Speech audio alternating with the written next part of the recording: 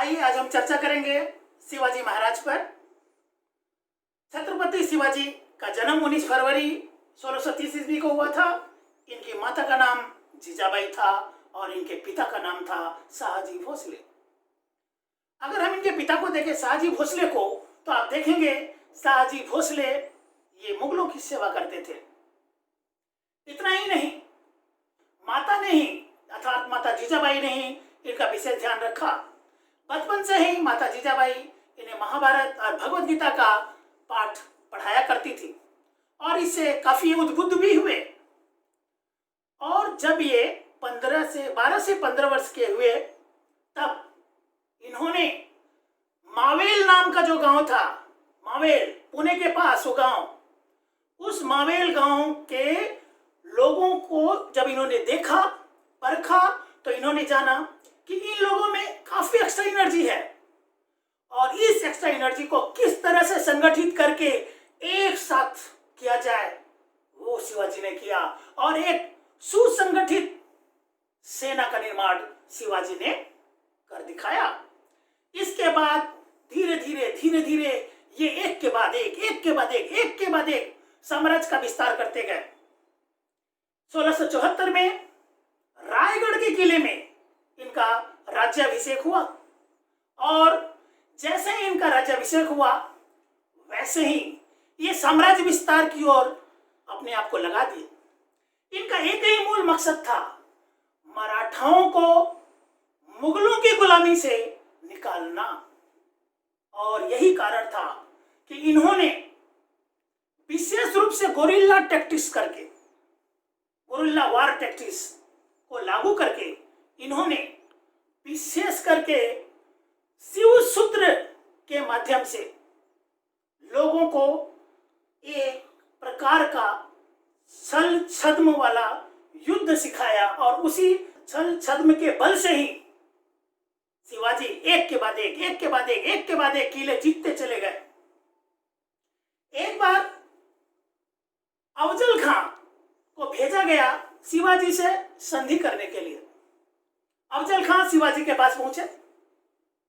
जैसे ही शिवाजी के पास पहुंचे, वहां पर इन्होंने कह दिया कि भाई न आपके पास कोई अस्त्र शस्त्र होगा और न मेरे पास कोई अस्त्र शस्त्र होगा।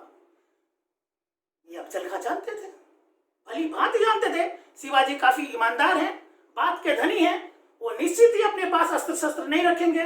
परंतु जैसे ही अफजल खां शिवाजी से मिले, शिवाजी के गले मिले, क्या हुआ आप आश्चर्य हो जाओगे, इस अफजल खां ने धोखे से शिवाजी के पीठ में खंजर फूंक दिया।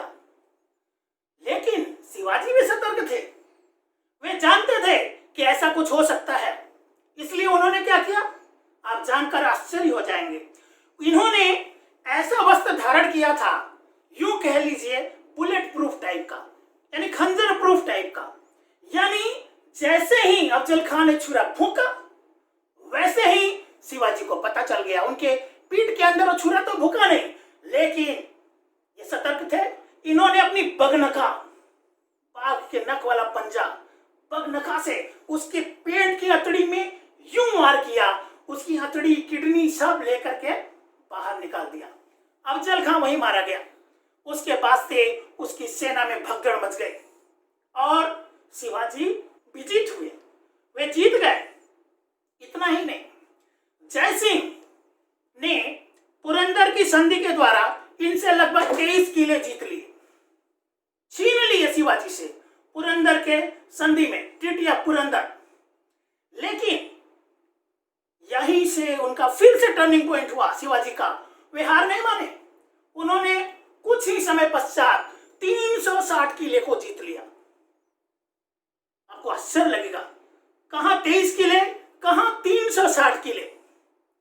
आपको एक बात और जान के आश्चर्य लगेगा शिवाजी महाराज, छत्रपति शिवाजी महाराज के बारे में, वो ये कि शिवाजी के बहुत सारे मित्र मुसलमान थे, शिवाजी के बहुत सारे गुरु भी मुसलमान थे, लेकिन उन्हें चिढ़ थी तो मुगलों से नहीं चिढ़ थी। और खास करके बात ये कि ये जहां भी युद्ध करने जाते, वहां ये स्त्रियों का सम्मान करते थे, स्त्रियों का पूरी तरह से सम्मान करते थे। और इनका एक भी सैनिक अगर बुरी नजर से किसी स्त्री को देखता था तो ये उन्हें छोड़ते नहीं थे। यही कारण था कि शिवाजी एक मराठा शक्ति के रूप में उभरते गए। ज्यादातर वेस्टर्न पार्ट में इनका ही साम्राज्य हो गया। आपको एक बात और मैं यहां बताना चाहूंगा कि शिवाजी अपने दम पे ही मुगलों के नाकों चने चबवा दिए। मुगल सेना कभी भी इनसे जीत नहीं पाई। हाँ, एक दो बार ऐसा हुआ कि इन्हें बाध्य होकर के संधि करनी पड़ी, लेकिन तत्पश्चात ही वे अगले ही पल उन किलों को फिर अपने कब्जे में ले लिए। उन्होंने ऐसा सेना तैयार कर रखा था, हर समय मुगलों के दांत इन्होंने इकट्ठे किए। शिवाजी महाराज का मृत्यु 1680 में हो गया। ये जब तक जीवित रहे तब तक कभी भी इन्होंने मुगलों का आधिपत्य स्वीकार नहीं किया और गोरिल्ला वार टैक्टिक्स में इन्होंने एक बार फिर अपनी कला का अच्छा प्रदर्शन किया और एक के बाद एक किले जीतते चले गए। इन्हें फादर ऑफ इंडियन नेवी भी कहा जाता है, वो इसलिए क्योंकि इन्होंने नेवल पावर में भी अपना आधिपत्य जमा रखा था।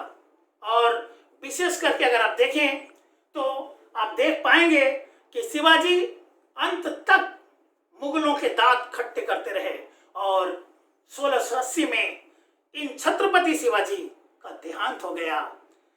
हमें आप बताइएगा कि आज का वीडियो आपको कैसा लगा, और ऐसे ही अच्छे महापुरुषों के बारे में मैं आपके समक्ष वीडियो लाता रहूंगा। अगर आपको ये वीडियो अच्छी लगी हो तो आप जरूर इसे शेयर कीजिएगा। धन्यवाद।